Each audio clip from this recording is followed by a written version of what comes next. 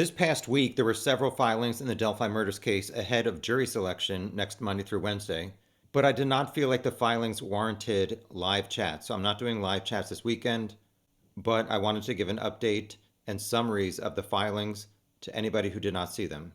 First up, October 7th, defendant's response to state's motion in limine regarding defense witness hearing, 4 pages long, filed by the defense. My summary was, the defense requested Judge Gull deny the state's request to exclude testimony by William Tobin about the unspent round found next to the bodies and questioning the accuracy of the state's examiner saying that unspent round likely came from Rick's gun. Indiana Rules of Evidence number 702 states an individual may be qualified as an expert and testify if it helps the jury understand the evidence. Tobin's expertise and testimony will assist the jury in judging the credibility of the processes and protocol used in firearms identification for the following reasons. Tobin has a bachelor's degree in metallurgy and a background in statistics, which will help explain the process of tool mark identification and how firearms examiners draw their conclusions. He was employed with the FBI for 27 years and worked in their lab as an expert in forensic metallurgy for 24 years. Forensic metallurgy is an expertise that is part and parcel to the skill of tool mark identification. He has also testified as an expert witness more than 200 times. Tobin was also cited in the case of Abrukwa versus State. The High Court in Maryland ultimately vacated Abrukwa's convictions and remanded the case for a new trial, driven in part by the defense's assertion the process of firearms identification is flawed, supported by Tobin's testimony. So I wondered, why would this guy work in the FBI and in the lab for 24 years and then say, what I do is not reliable? I'm not sure exactly what he does. So I looked online and I found a 2019 FBI job posting on Facebook saying the FBI is hiring forensic metallurgists to work in the FBI laboratory. The FBI began metallurgic analysis in 1939, and today it remains one of only a few crime labs in the world to provide this service. The cases metallurgists work tend to involve terrorism and major bombing investigations. Their expertise can often determine associations between items from a crime scene and potential suspects. A typical day for a forensic metallurgist may include classifying bullet fragments to help identify which shooters may have fired rounds at a crime scene. So if Tobin's going to get on the stand and say it's not reliable, like, why did he work there for 24 years? Is he going to say that this science of tool mark identification is more reliable when the bullet is actually fired from the gun instead of just being processed into the chamber and not fired, like apparently happened at the Delphi crime scene? That seemed to be the only relevant thing in the job listing.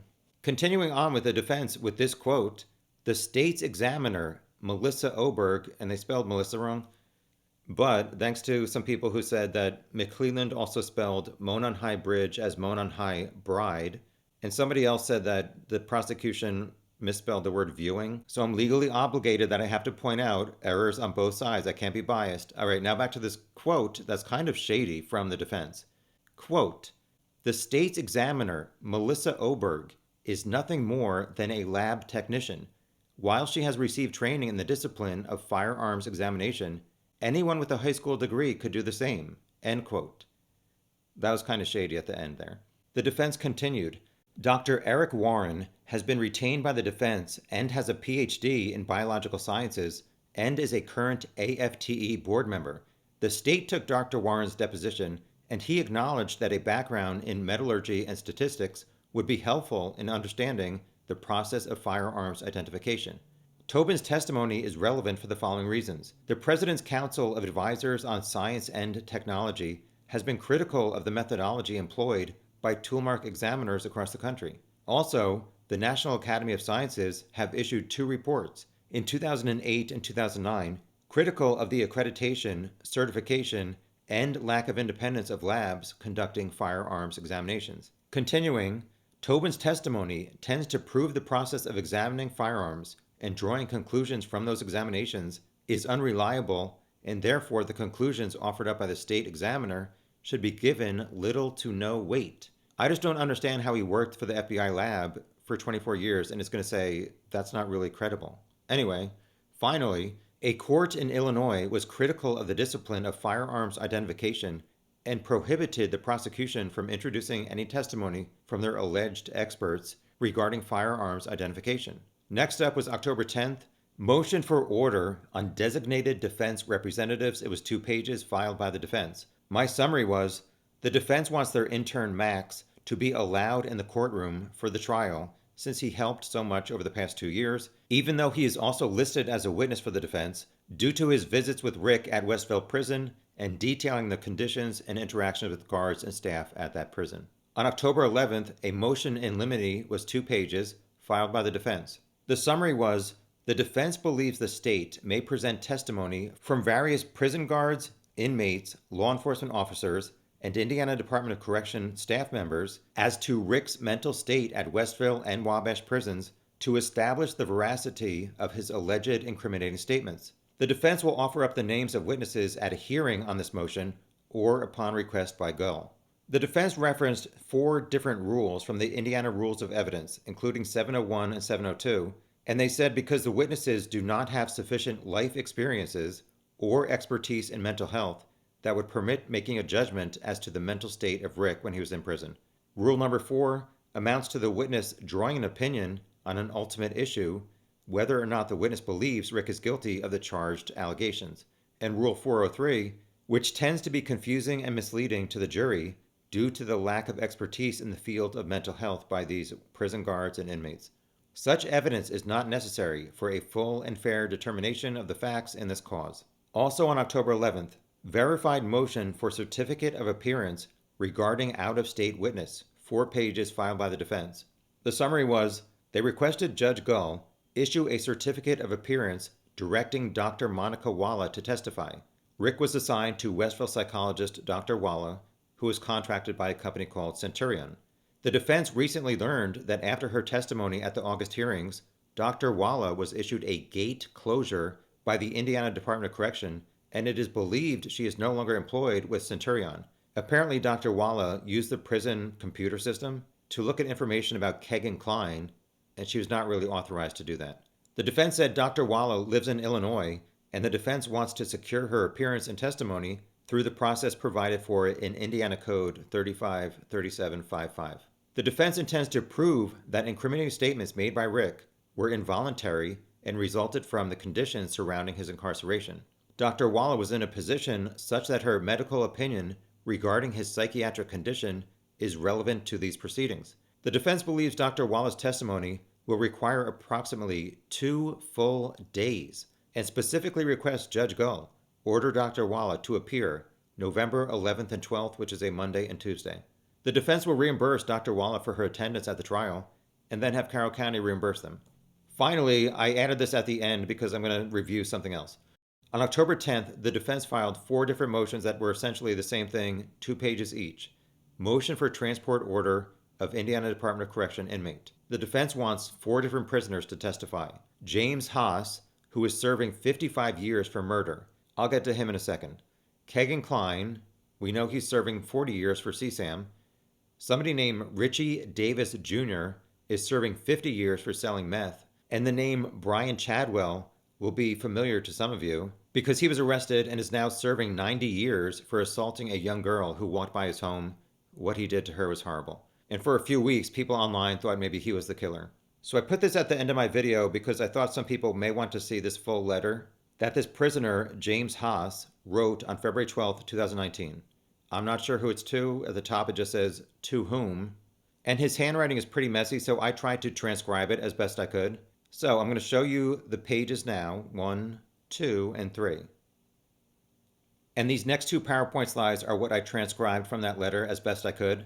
Most of this is direct quotes. So February 12th, 2019, he wrote, "My name is James Haas. Please read this whole letter. I am in the Indiana State Prison in Michigan City, Indiana.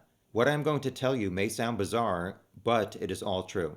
First, I believe I was convicted of murder for knowing too much. I have Parkinson, why I shake so bad." After that, he wrote a few sentences about how he was convicted and found guilty of murder without DNA, fingerprints, biological evidence, a murder weapon, and he had a bad lawyer, etc.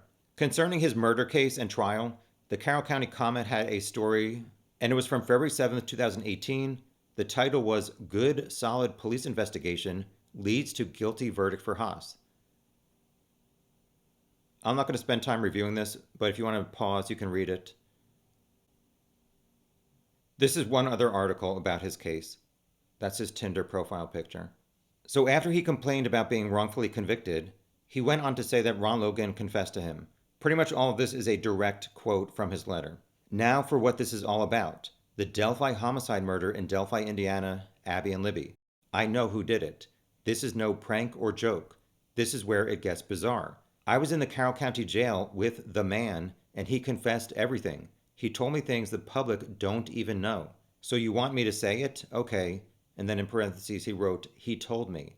I caught him pleasuring himself by saying Abby, oh Abby, over and over, lie still, be still. For this next section, I could not figure out one of these words. I'm not sure if he was quoting Ron Logan as saying, I guess I used to kill a couple more girls, or I guess I need to kill a couple more girls. After that, Haas wrote, I told the guards. My lawyer wanted me to be quiet about it until after my trial, which was a couple months later, I believe. Continuing, about Ron Logan, he also told me he either cut off Libby's head or both. Don't remember. I, at this time, was pretty upset. I did not tell the guards this part. But the only way for me to know this is him, because they never let this out to public. He also said the reason for him being there is to get an ankle bracelet, which he has been friends with the prosecutor's family for years. And he would for sure get it, and he did. He said he was not worried, for his alibi was iron tight. Went to a dump and to buy fish. Another thing public don't know. So how do I know? In parentheses, he told me. Yeah, so this is a screenshot from Ron Logan at the transfer station, dumping garbage around noon, 2 hours and 15 minutes before Bridge Guy was seen. He has boots almost all the way up to his knees, dark blue jeans that are not the same as Bridge Guy. His jacket is not the same as Bridge Guy's. He has nothing on his head, and he's wearing prescription eyeglasses. I don't think he changed in the next 2 hours and then abducted and killed Abby and Libby, but apparently some people do. Finishing up with Haas's letter about Ron Logan. As long as he goes free, more money comes into the community, fundraisers, bike rides, you name it. They do not want that to stop. But all along, I am innocent, sitting in prison for something I never did, all while he is a murderer going free. Thank you, James L. Haas. And he ended the letter identifying the man who told him this stuff. He lives in Delphi. He is 79 years old. Girls found on his property. His name, Mr. Logan. So I wanted to read that for anybody who never saw that, just in case Haas does end up testifying at the trial and you wonder why. It might be about this letter. So jury selection is next Monday through Wednesday. The defense said opening statements are Friday, so I'm not sure if anything is going to happen on Thursday, other than the media meeting with Judge Gull around 3 p.m. If there's anything to talk about on Thursday, I will do a live chat around 6:30 p.m. Eastern, but definitely next Friday, October 18th, I will start doing my live chats every day of the trial, starting around 6:30 p.m. Eastern. As always, hopefully, the truth and justice is about to finally be revealed. Thanks.